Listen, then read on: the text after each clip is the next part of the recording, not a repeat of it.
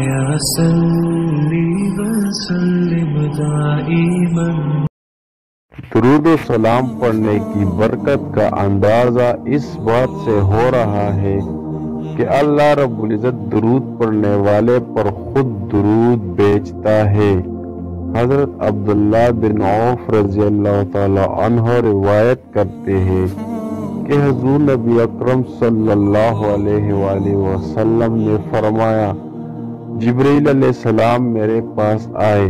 اور مجھے خوشخبری سنائی کہ آپ کا پروردگار فرماتا ہے، من صلی علیک صلیت علیہ